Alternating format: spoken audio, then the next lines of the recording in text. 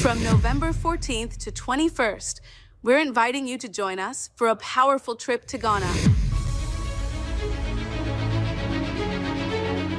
This isn't just a vacation.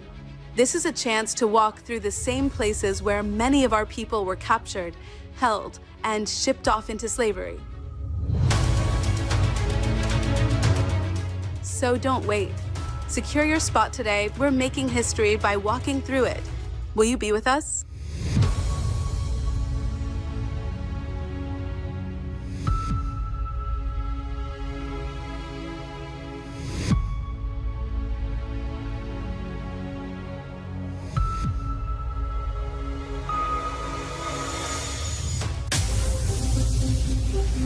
Introducing the African Diaspora News Channel app, your gateway to stories that's overlooked by the corporate mainstream media. At African Diaspora News Channel, we cover stories that don't receive mainstream attention, and we serve as the voice to the global Black community.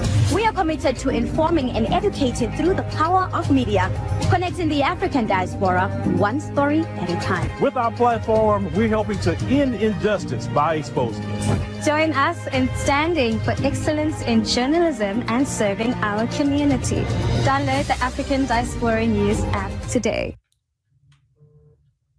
Peace, family. My name is Vicki Dillard for African Diaspora News Channel. Thank you so much for tuning in. As you come in, be sure to give us a big thumbs up. That way other folks will know that we're here. And for that, we say thank you so very much. Family, today we have another doozy. I won't be before you long, but I will be strong. Listen, I know some of you all asked me last week. By the way, family, you can see me here live typically Tuesday through Thursdays live on African Diaspora News Channel, 2 p.m. Eastern. In addition to that, I do international commentary, so just be sure to look out for those videos as well. But last time I was with you, family, we had a little bit of a tech issue. So some of you all were saying, well, Vicki, what happened to the rest of your broadcast? Well, today I'm going to keep it brief too, but it's because I'm doing it intentional. So today you can consider today to be basically a part 2. Now, last time we were together, I talked about the fact that several of the FBAs on the ground there stated that some of the protests initiated, they believe, by the Democrats. And I gave you all some of my anonymous sources statements indicating why they say that is. And I also read to you some of the information that they said has been going on in the hospitality industry where unlawful migrants that they work with are coming in. Some of them were maids making $28 an hour, and explaining the fact that when the protests first started, how they were contrived and that they were initially small, and basically it was just a regular day. If you missed that, baby, just go back through the videos under live and check my last few videos where it talked about that. Yes, because that's going to give you the foundation for today. Yes, keep that in mind. Now, let me tell y'all something. You have been asking yourself, some of you, why has the Democrats' response to us demanding that they do something substantive for us? Why has it been so vicious? Why have the Democrats been caught time and time again coming against us, plotting against us, resisting us flagrantly, boldly, and putting other groups before us? Talk black to me, somebody. You've been asking yourself, how could they possibly do that to their most faithful voting bloc? Yes? Well, family, I want to remind you all of something. How many of you all remember a couple plus years ago, my coverage here about former LA Latina, your little Latina out there, City Councilwoman Nuri Martinez? Now, if I remember correctly, I believe Brother Phil and some of my other colleagues may have covered her as well. Talk black to me, somebody. How many of y'all remember that whole scandal of Miss Nuri Martinez being caught, y'all listen, on a leaked audio in the presence of her other fellow council folks? How many of y'all know that the video showed explicit, direct, anti-black statements, and she slipped up and admitted something else in that leaked audio that proved that there was an actual plot and a plan against foundational Black Americans. Now, let me tell y'all something. One of the reasons why, in addition to many other common sense reasons, we have an issue with folks putting criminals, those that violated the law before us, and giving them resources and tangibles and preferential treatment. We want you to understand that one of the reasons why the Democrats and others are so upset with us because we're not supporting this ICE agenda is because what I want you to understand is that a lot of what we're seeing right now that's happening with ICE, the reason why you see Democrats and others pushing against what ICE is doing is because it's disrupting a plan that was set in place for years. Did you hear what I said?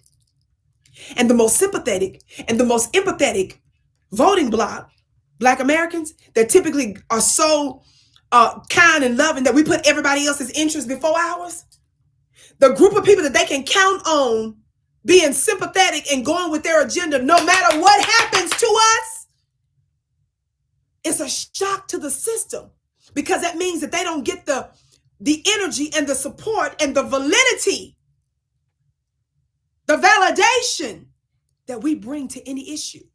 It's disrupting the plan that they had in place because we're not going along with it. It's making it more difficult for them to implement. That's why they're more vicious. Somebody say, prove it, Vicki. If the team can get ready real quick to set up this video, it's very short, family. It's not going to be all of the leaked audio, but it's going to give you a little bit of context because it was such a scandal that all the major news publications was covering it. Of course, they took a lot of our lead because it was so scandalous.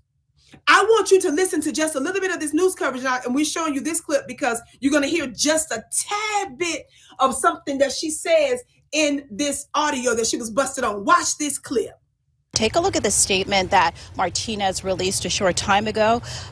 It announced her resignation, effective immediately, saying in part, as someone who believes deeply in the empowerment of communities of color, I recognize my comments undercut that goal. Going forward, reconciliation will be my priority. I've already reached out to many of my Black colleagues and other Black leaders to express my regret in order for us to heal. I ask for forgiveness from my colleagues and from the residents of the city that I love so much. Now here's a portion of that leaked audio where Martinez made racist comments toward Councilman Mike Bonin and his adopted son. This was at an MLK parade. It's like the oddest thing. It's like black and brown on this float. The kid is bouncing off the effing walls on the float, practically tipping it over. There's nothing you can do to control him. Parece changuito. This kid needs a beat down. Like, let me take him around the corner and then I'll bring him back. Now, that parade was back in 2017, and in attendance again was Bonin, his husband, and their child, who were on a float at the time. Martinez, in that recording, also referred to the child as a monkey. The councilman, in a statement, called the comments vile and disgraceful and said that, quote, Martinez attacked her son with horrific racist slurs and talked about her desire to physically harm him. Now, Martinez was also recorded during a meeting in 2021 with other top Latino members of City Council, as well as a high-ranking county labor leader, making derogatory and racist remarks about colleagues, namely LA County DA George Gascon, using an expletive and saying he's with the blacks. The conversation focused mainly on frustration with maps that were proposed for redistricting and concerns over loss of economic assets in current districts. Councilman Mitch O'Farrell just spoke out on this matter. I think that this is a moment of reconciliation for all of us. What we do when no one is looking is the definition of integrity. And this is a violation of that meaning. It's a violation of the trust that we've all given our colleagues. And it's just a really sad...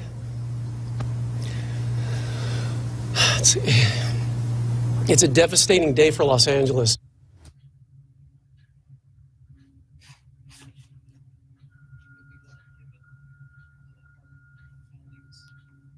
And it's just a really sad... Family, did you hear that absolutely explosive little snippet from that news coverage and that audio? Now, I wanted to show you that little bitty clip just so you know, in case some of you all forgot from 2022, when this whole thing was leaked and that scandal just went to a whole nother level. I wanted to just put that in context. Now, she openly said these comments, family, among other things. If the team can get ready to get up the article, another article, y'all know all I do is receipts, baby. We don't have to jump to no conclusions here. We know what we're talking about. I want y'all to look at something else. What we didn't let you hear for obvious reasons, because we want to play the whole thing, but I want to remind you of some stuff that she said specifically related to us. Now, whenever there's a plot against foundational Black Americans, there's always first an attempt to smear us and to dehumanize us. That always goes hands in hand with policy, rules, regulations, laws, and statutes set in place against us. There has to be a spiritual and unseen and a cultural perspective, negative, pernicious, anti-Black perspective to go hand in hand whenever they get ready to move against us. Are y'all listening? Now, what are some of the things that she said there again? Notice that in the beginning of that audio that they played, she, the Latina, Miss Nuri Martinez. Notice she specifically mentioned Black and brown. And y'all love to lie and say that there's a Black and brown coalition, or you want to go back into the archives of time talking about that one time, that one incident or two, that one-off where there was a Black and brown coalition. Even if it was, who cares? We're talking about today, focus, today. We're talking about the facts on the ground today. What does this headline say from Time? Hopefully we can get that article up for you. This is very important. What I'm getting ready to share with you now, because the article is going to, I'm just using that to supplement the footage that you just saw. I want to remind you of other things that she said in that audio. Are y'all listening? By the way, family, I'm not sure if the notifications went out, maybe to go out later, but if it hasn't, either way, make sure that you comment, make sure that you give us a big thumbs up and share the broadcast. That way other folks will know that we're here, and it's more likely that notifications are sent out. Now, y'all listen to this right quick. Okay, looks like we got it up. The headline that I'm reading to you from, just very quickly, family, because I just got a few minutes here because I got to run to an appointment. What does this headline say from Time? The troubling what? Legacy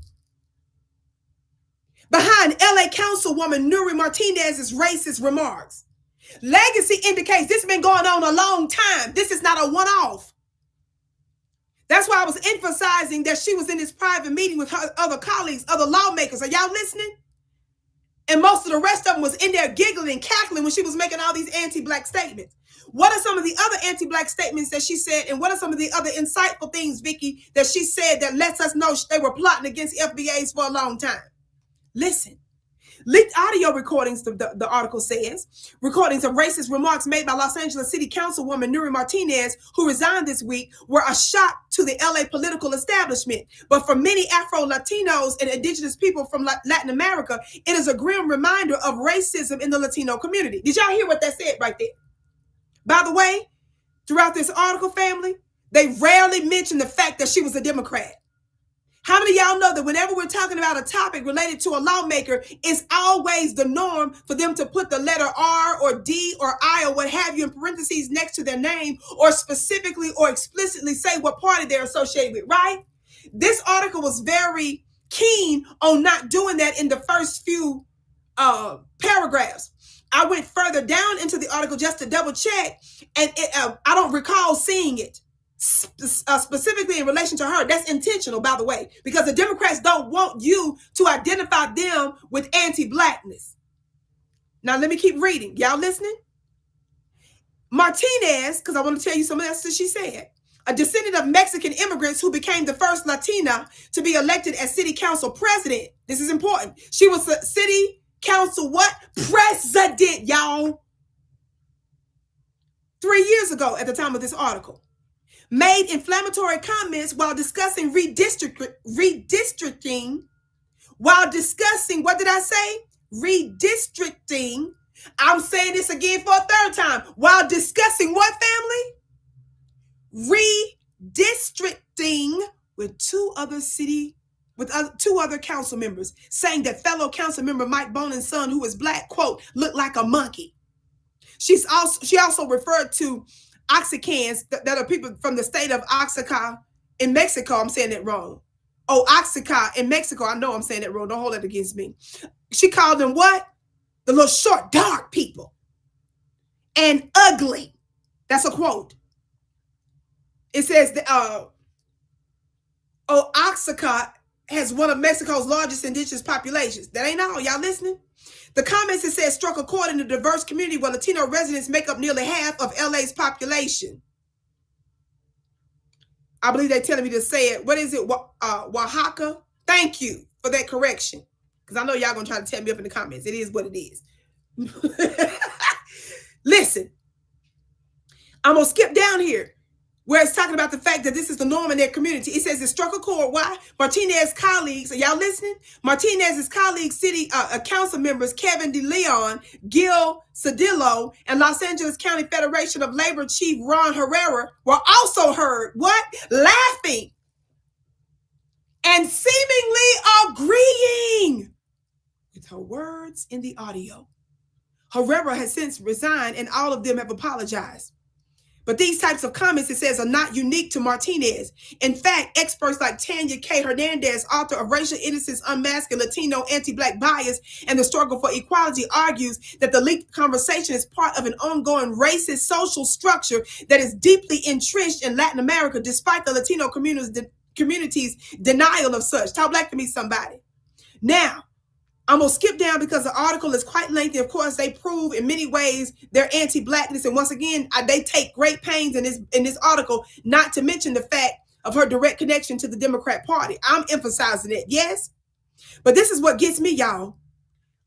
Toward the end of the article, where it says failing to address the problem. This is the last part I'm going to read, and then we can take it off the screen. Listen, where it says failing to address the problem, listen to this. Even though Martinez has adhered to calls for her resignation, her statement falls short of adequately addressing the larger issue with her comments. Scholars and community leaders say, in it, are y'all listening? She did not apologize directly to the community she insulted. How many of y'all know that's us, Black Americans? And ended her letter saying, are y'all listening? Quote, and last, to all little Latina girls across the city, I hope I've inspired you to dream beyond what you can see. We can take it off the screen. If you don't sit your funny looking self, you don't sit your going around calling other people ugly monkeys and threaten physical harm on Black children.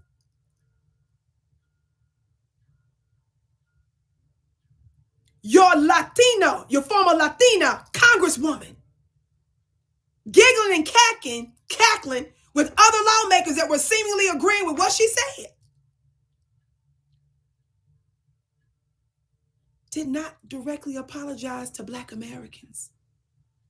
And she doubled down on her desire for the Latin community to feel influenced and inspired by her. But why am I bringing that particular part up? The first part of that article, why did I bring that to your attention? What did she say? It says that they were discussing what, y'all? Who remembers? I can't see the chat right now. They were discussing redistricting. And this is what many folks don't understand. That was the whole major part of a lot of the stuff that was leaked. In that audio, she also was caught saying how another congressperson in there was with the Blacks. They were plotting to take over. And a lot of the context of that conversation had to do with resources that the Latino community, the Hispanic community, was trying to make sure that they kept away from us. Let me hit the gavel. So do you all understand that one of the reasons why they went so far, the Democrats, to make sure they could get as many Democrat-sponsored, initiated protests against ICE is because our opposition to anti-Blackness from the Latin community and us supporting what ICE is doing by removing criminals is a problem for their agenda to replace us. Finally, I got to say this and I got to go. This is a part that I was trying to read you last week when we had a tech issue. We had to cut off. I'm getting ready to go. Dr. Claude Anderson, and this is another reason why Dr. Claude Anderson is hated by boule Democrats. Even though he's educated, he's an academic, and even though he even worked in the Democratic administration under in Jimmy Carter's administration, they still can't stand him because he's pro-reparations, and he called out the anti-Black immigration agenda years and years ago. What did he say? He said to us, y'all ain't ready for this, and this is the part where we got cut off. He reminded us that in 1972 that the National Hispanic Party conceived a plan to subordinate Black Americans by the year 2000. He said by bringing in a layer of minority ethnic groups between whites and Blacks. He said what? That the Hispanic empowerment strategy is to track and copy everything that Black Americans do politically and economically, then offer Hispanics as a more socially acceptable alternative. Not only that, y'all, what else did he say? He said on page 193, author Michael Lind, that's L-I-N-D, in his book called The Next American Nation, spoke of how Hispanics inherited affirmative action and other programs that were originally designed to help Black Americans because Black leadership failed to protest it. Lind said one by one, Hispanic mayors will replace Black mayors. Hispanic contractors will edge out Black contractors. Hispanic quotas in education and hiring will increase. Hispanics, y'all listen, will demand their own congressional district at the price, if necessary, of the destruction of Black majority districts. What did she specifically say in that audio leak? Did Dr. Claude call it or did he call it? Now, he's quoting an author there, but let's guess what Dr. Claude says on page 194, and I'm done. He says, and this is what a lot of folks miss, throughout most of the 19th and 20th centuries, Black leaders were aware of the negative impact immigrants had on Black Americans and petitioned the federal government to halt open immigration until the nation had rendered justice to Black Americans. Woo! Baby Vicki ain't wrong in her commentary. In the mid-1960s, Dr. Claude says, however, Black leaders made two dramatic reversals that have had lasting effects on Blacks and from which we've never recovered. First, he said Black leaders abandoned Black people and reversed the commitment of civil rights from Blacks to humanitarian support for all struggling people.